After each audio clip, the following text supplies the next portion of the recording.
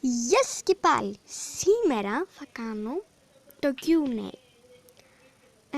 Θα είναι μικρό το βιντεάκι, πάρα πολύ μικρό βιντεάκι. Τελικά δεν είχα πολλά σχόλια, αλλά την επόμενη φορά μπορεί να έχω και πολλά σχόλια. Λοιπόν, τέλος πάντων, σήμερα θα κάνω το Q&A και ναι. Λοιπόν, πάμε να ξεκινήσουμε. Στο προηγούμενο βίντεο σας είπα να μου γράψετε ερωτήσεις στο Q&A, αλλά τελικά θα κάνω το Q&A. Λοιπόν, ένα λεπτό λίγο. Λοιπόν, το Q&A. Λοιπόν, ας ξεκινήσουμε και να μην πω λίγο. Λοιπόν, ποιο χρώμα σου αρέσει? Λοιπόν, το αγαπημένο μου... Λοιπόν, βασικά εμένα το αγαπημένο μου χρώμα είναι το μπλε. Τι ζώδιο είσαι?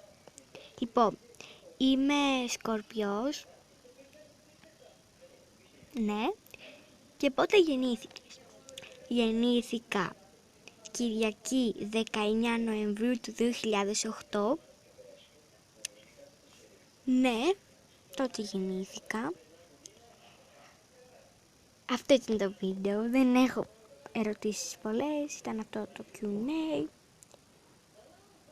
Αλλά τελικά δεν θα κάνω το Q&A μεγάλο, αλλιώς θα το έκανα.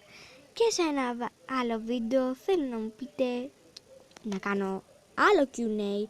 Και αυτή τη φορά θέλω πολλές ερωτήσεις και όχι λίγες. Σας παρακαλώ πάρα πολύ.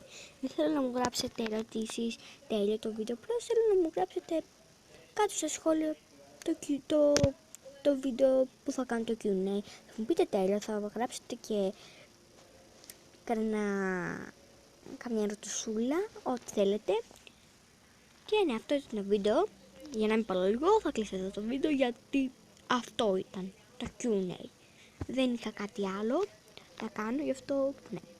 Και οι άλλες ερωτήσεις δεν είναι Q&A, γι' αυτό δεν έκανα. Λοιπόν, τέλος πάντων, αυτό είναι το βίντεο. Αν σας άρεσε, κάντε like και subscribe και θα το πούμε στο Q&A.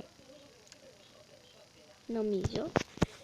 Αλλά ερωτήσεις μόνο. Ευχαριστώ πολύ, γεια σας.